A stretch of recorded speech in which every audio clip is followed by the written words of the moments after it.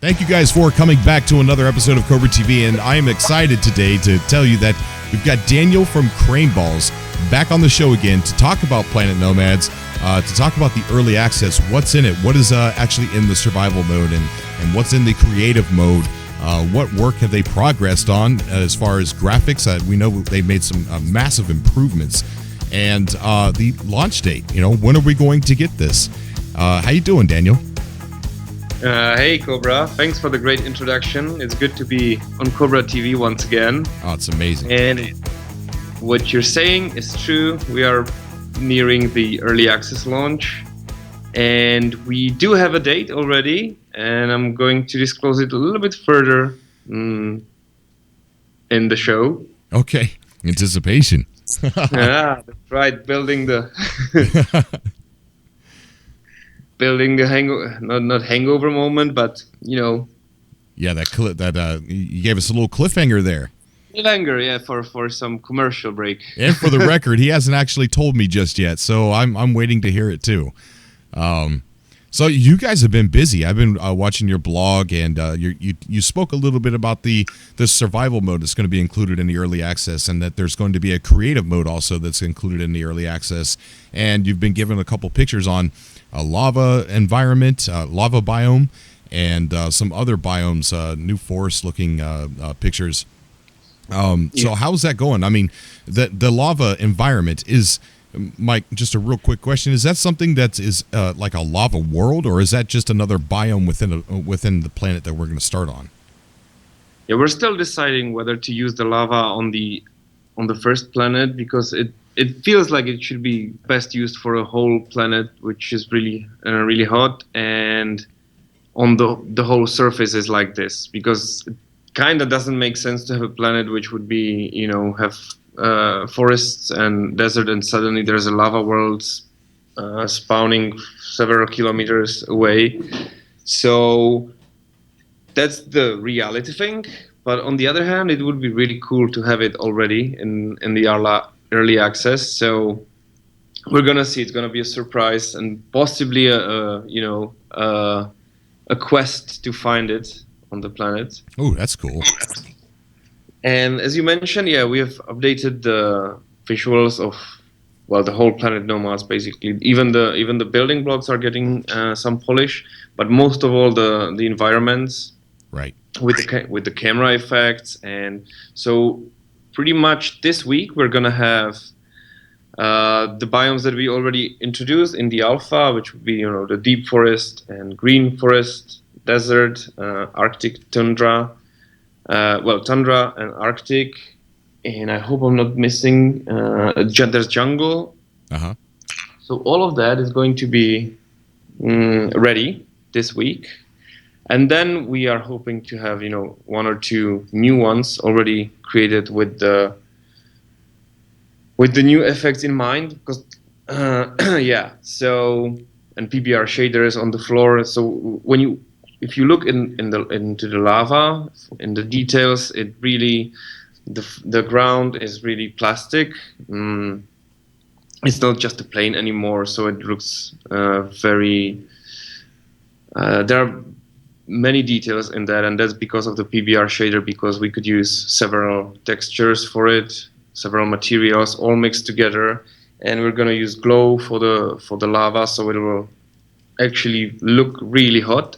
And with the added particle effects, dust and fireworks, let's say, or what's the sparks, yeah, the ambers and stuff, yeah, exactly that. So it will look as it should, like in the real world. Like, you will be really cautious of getting into that biome. Right. So on the planet, we have multiple biomes, which is amazing. How are the differences in landscape? I mean, can we come across like really large mountains, or like large canyons where it might be a deadly fall, maybe really hard to get down in? How varied is the landscape?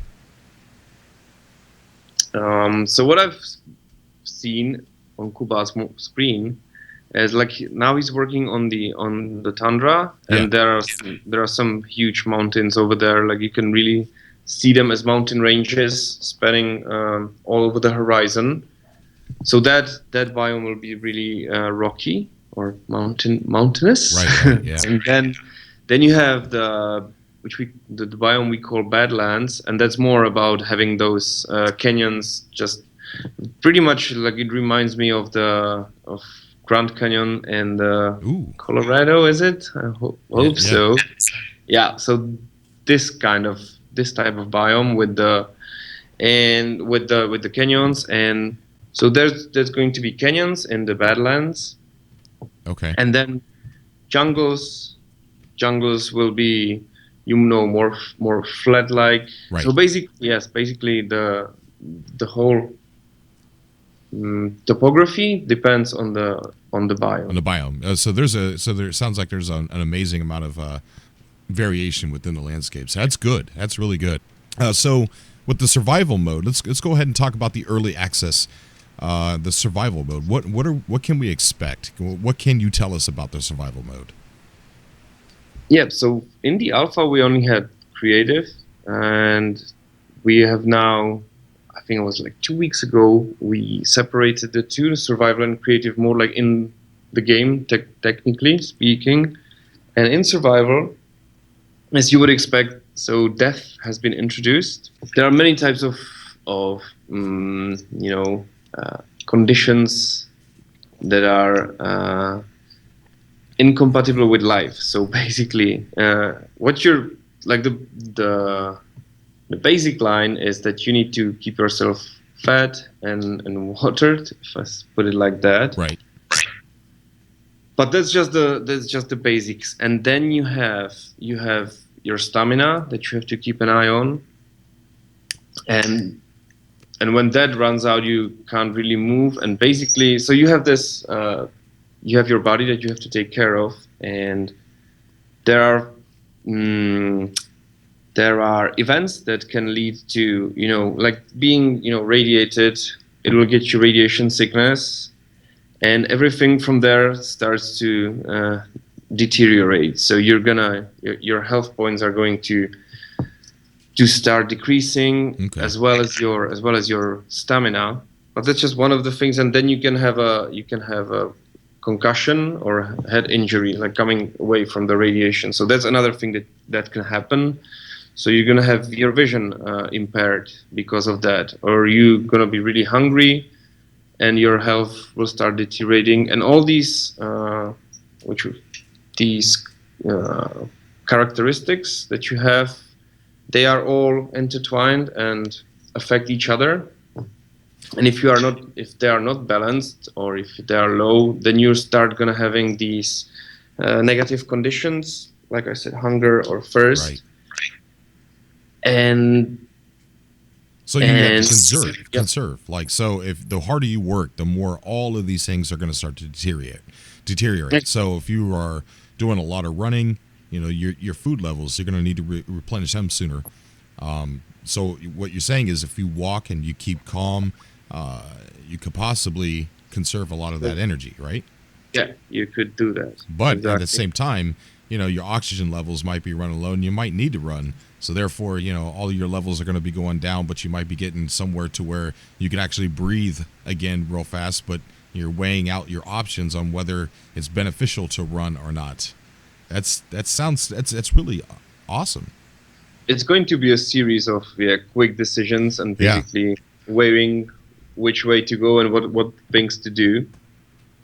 And you can get poisoned as well. So there are many events that can lead to your death.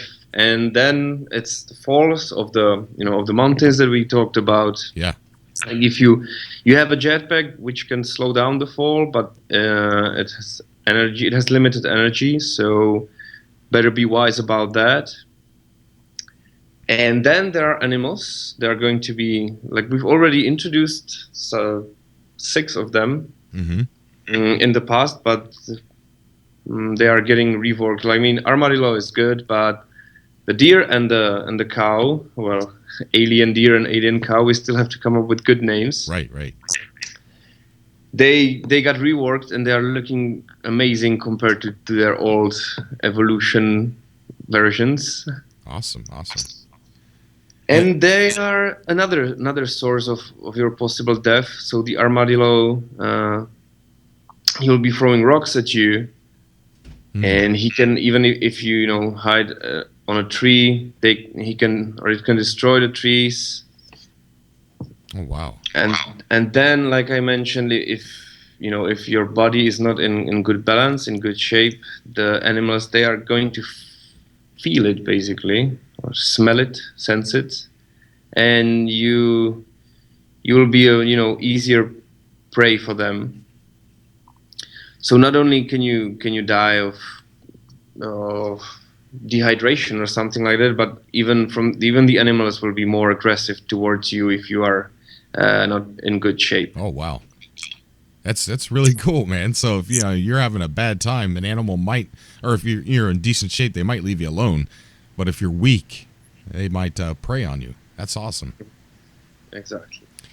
So we're fighting the environment. We're trying to get oxygen, food, stay hydrated, stay away from radiation, not fall down any cliffs. What are we doing in the meantime? We're trying to build a base, right? You are. And for that, in the creative mode, in the alpha version, you had unlimited resources. But in the survival mode, you will have to find those resources, mine them, refine them in the 3D printer. And so to keep up your chances of staying alive, you will be building things. And Okay. in the alpha version, there was creative mode and you had unlimited resources, but in survival, you will have to find the resources. You will have to refine them in refinery or 3D printer. And when you are building, your base or your vehicles, this time around you will be placing these skeletons only at first, and then you will need the actual resources, as we call them, recipes, to weld them to the finished state. Oh, so it's okay. going to take a bit longer. And then the cycle begins. So you're going to start building small things at first, and you're going to need more material. But, around your vicinity, there will be only that much resources you can use, and then you will have to go further away from your starting point. And it will actually push you to explore stuff, explore new biomes, and find new resources and new types of resources. Okay, so you got certain resources that you might only be able to find in the cold area, right? Exactly. Amazing. Good. And then what was the name? Like it was called Unobtainium at first. Yeah. And it was we had a naming contest, and we ended with a cyanide. Yeah. And that's the best material there is. And a material like this will probably be hidden somewhere inside the lava biome, or some of these dangerous places, or really Arctic and really cold environments. Ooh. Yep. And so there is a death system. So you have crash landed on a planet. In your escape pod, you have a cryo bed inside that, and as you unlock the tech tree, you're going to be able, at first you're going to be able to build like I mentioned, 3D printer and a generator. Then you will have to, it's a biogenerator, the first level. So you will have to find some bio material to fuel the generator. And as you build these, you're going to be opening new blocks, new building blocks, and discovering what else you can build. Okay. And you will also, you'll unlock another cryo bed, so you can build one, and then if you die, you can revive in those, and you can choose which ones. So that's the thing. And what else do we have there? Animals, attributes, and conditions. So yeah, everything is. You are going to have a multi-tool. So instead of the mechanical tools that we had in alpha, we're gonna have one multi-tool, which will have, it'll use energy beam of a sort to do all those things for you, and you will be able to, mine resources and level the terrain with it, weld things together, or cut them in pieces. Okay. You'll be harvesting plants. I mean, rather trees than plants, because you can harvest. You can just pick fruits and vegetables from plants. Okay. So that will be your source of food. Now, are there any blueprints or recipes for anything to find, or is it just pretty much you don't need them because you could just build whatever you want? Yeah, at first it's definitely going to be build whatever you want. Okay. As we move towards, in development, as we move forward, we are thinking about having an in-game system where players could upload their blueprints for others to see, and there could be a voting system. But basically, yeah, for people like me who have a really tough time coming with some good designs, this could be a great help. Yeah. So we are still keeping that in mind. Okay. Awesome. So is there anything else we need to know about the survival mode? The thing you need to know is that there's one thing we haven't really talked about, and that's saving and loading. Oh, yeah. So you won't be able to save anytime you want. It'll be saved on critical events that happen in the game, or when you go to sleep, or when you quit the game. So what this means, it's going to be pretty hardcore, because if something bad happens, it's just gonna be like that. Players will have to deal with it. Okay. So while it's not hardcore as in permadeath, it's still going to be pretty tough. Yeah. I agree with that. I really do. I agree with that. I think games are, in some games they're getting a little bit too easy. Save whenever you want. There's always these workarounds when situations get too hard. Yeah, it's basically like having a cheat code. Invincibility mode. Yeah, almost, yeah. Like being immortal, because you can just quick load, quick save, and nothing can surprise you anymore, and have an long-term effect. Yeah, definitely. And the creative mode is pretty much everything that you're going to be able to have in the survival mode is going to be just free, and creative mode, like you could just build whatever you want. There's no need for mining. Is there death in the creative mode?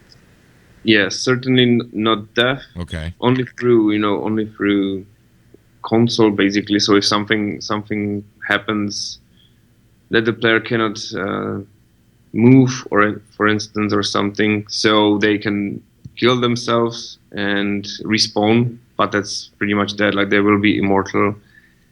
And with crafting, they're going to be equipped with the best jetpack and suit and armor. Okay. And they will have guns, and they will not have to, feed generators. So everything will be working for the full power.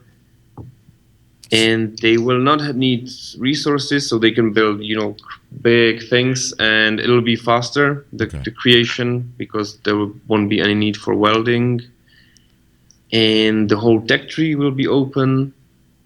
Okay. They can remove building blocks with the right-click button, and yeah. So it's pretty much just practice building, practice other certain things, and just have a laid-back experience, and maybe just use the creative side of your of your personality, and just to have a little bit more fun with not so much stress.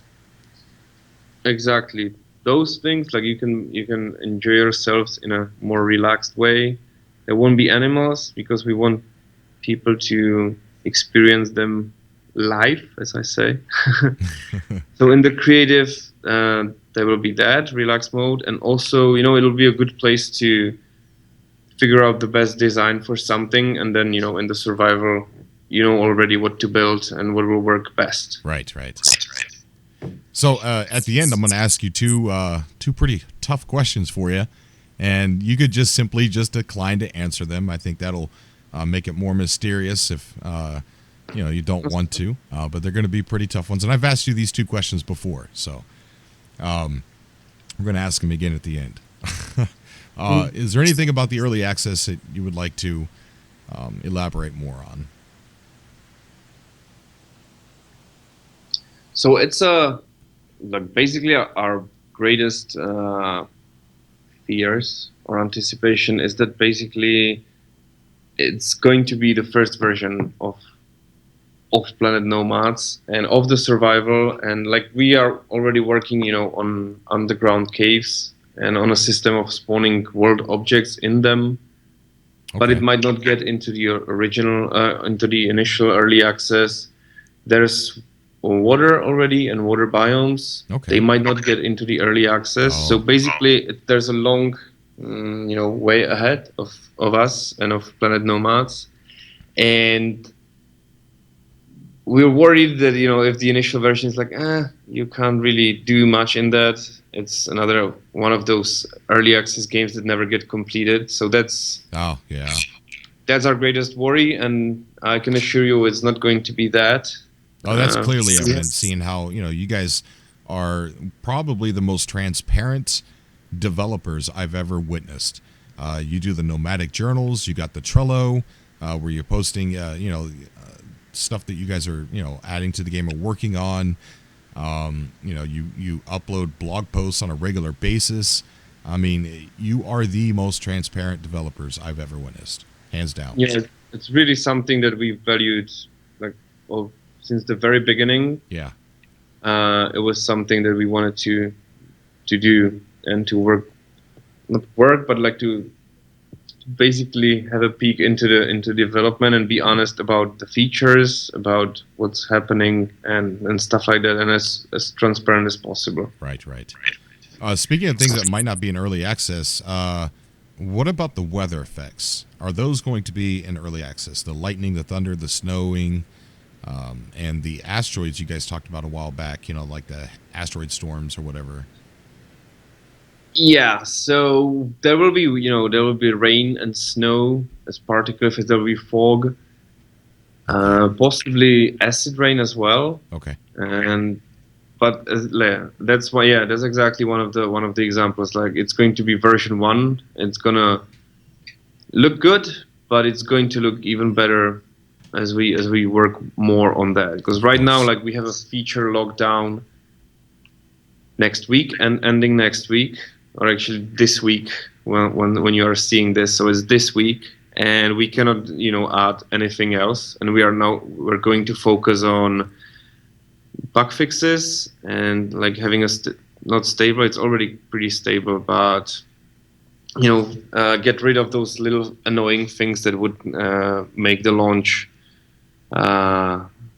feel unprofessional, let's say. So we're aiming really for a clear game, clean experience, right? And then we are going to be adding things throughout the early access. Okay, and then sounds good. Release the full game sometime, and I don't think it's going to be this year, probably next year. Okay. And so during that whole process, there are going to be regular updates every month, I think, and smaller patches, more frequent, and then big updates one in a while with the features added. All right. Okay. So I have 4 last questions. Okay. The first one is, what's the launch date? When can we get this? All right. So I promised that. So we've checked the calendar for competitive titles like Mass Effect, and we've decided on 18th of April.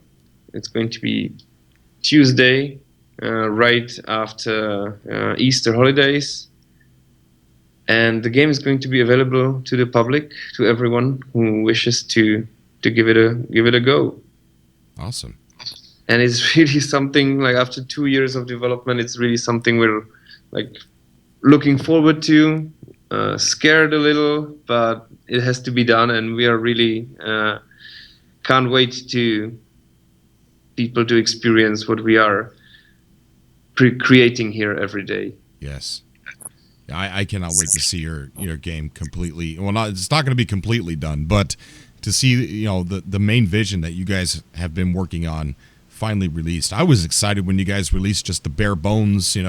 Hey guys, get in there and walk around and build something and tell us what you think. That was fun in itself. I can't imagine what it's going to be like to actually have to survive in this world. So, yeah, with the animals, like what we've been like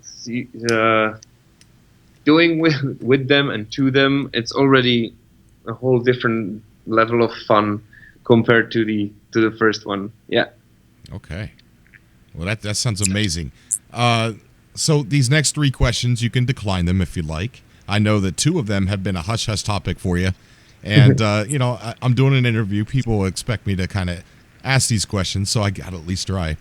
And the least of the questions, I'm going to go from least to most stressful for you. All right. Okay. Storyline. Is there going to be some kind of storyline at early access, or if not, do you guys still have plans? Because I know you were kind of hinting that maybe you were going to put like a story, some kind of storyline in the game. Is that still a thing? Yes, story is a thing. We have the basic storyline, or so basically, because right now what happens is that you end up on a planet, and players are asking, like, why am I here? What's the story?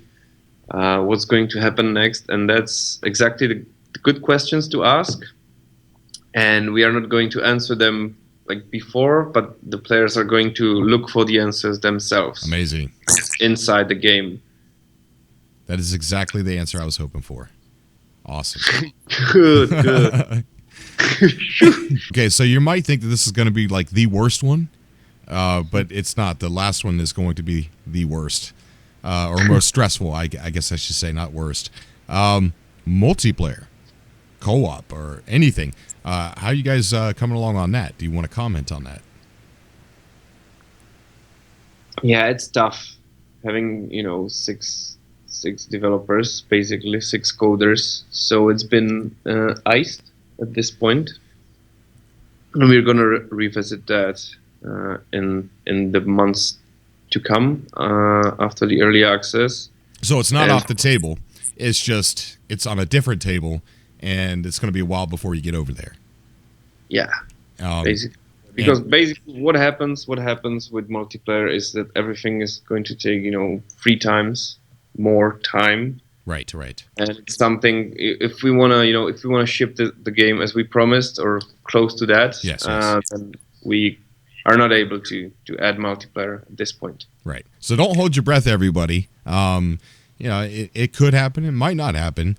But it's a single player survival game, and that's good in itself. Focusing on that to make it really special, the single player. Right. All right. So good answer. All right. The worst, the most stressful question. Well, at least in my opinion, it would probably, if I was in your shoes. Okay. So this deals with a lot of people in the community of gaming, and we're not all on the same page as far as, we're not all PC gamers. So is this going to be on console? Are we? Is there hope to see this on PS4 or Xbox One? It still really is the same as, I think the main obstacle into getting into consoles is having a gamepad controllers. Control scheme, let's say. But since it opens a lot of doors, on Steam machines, on NVIDIA, how is it called? Their streaming service, and then consoles, of course. So there's a lot of good things, and with the main obstacle being the control scheme, we are putting some priority on that. Okay. And then, if it's not on the existing generation of consoles, it will surely be on the next one. That's good to hear, though. Yeah. And then we got things that are a little bit more powerful, like the PS4 Pro that just came out. So it is already next gen, the PS4 Pro, or it's just a little bit updated. Yeah, it's just a little updated. Yeah, I think this was more memory and some. Yeah. All right, so we're getting ready to wrap up this talk here. Is there anything else you would like to add concerning Planet Nomads, its early access, or current things you're working on, or any updates you would like to let people know about? Yeah, so basically we've been, in the couple past months, even, we've been putting this game together, this version together, the one that will be going out. Yeah. And we're gonna need help. We're gonna have help with,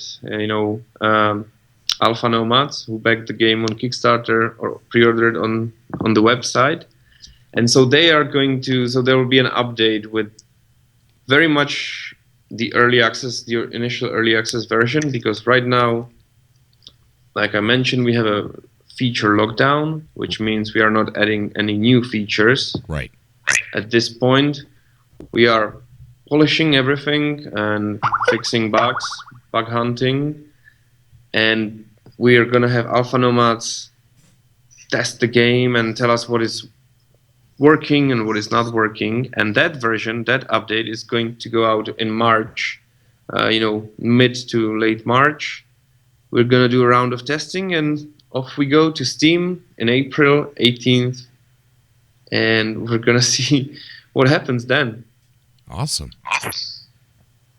Truly amazing. I wish you guys the best. I really do. I hope everything goes well for you guys. Thank you, Cobra. Thank you, and thank you for putting us into the book of records. How it goes.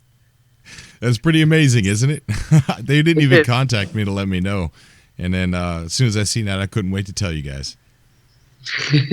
Yeah, Guinness Book World of Records, Planet Nomads is in there, Cobra TV is in there. It's amazing. It really is, man. It really is. Some good advertising there. For sure. All right, Daniel, it's been awesome having you on the show. And as always, you guys are always welcome to come on, without, you just send me a message and be like, hey, want to come on the show? And, get you right on. Okay, we'll do. With the big news, we're going to be here. Awesome. Thank you very much. Thank you. All right, guys. So March, you said March 20th? It was 18th. April 18th. April 18th is the official release of the early access. That's right. Right. Okay. And then some of the Alpha Nomads, they get to play a little bit early? Yeah, in March. 20 something. March 20th. Okay. Mm-hmm. Awesome. All right, guys. So if you haven't bought Planet Nomads, could take a couple, go over to Craneball's website, or not website, YouTube channel, and they release the Nomadic Journals, and they've got plenty of footage on there. You can go to the website, take a look at some of the pictures and some of the videos that they have on there. All right, Daniel, it was good talking to you, buddy. You guys take care. Likewise, and all the best, man. Good luck there.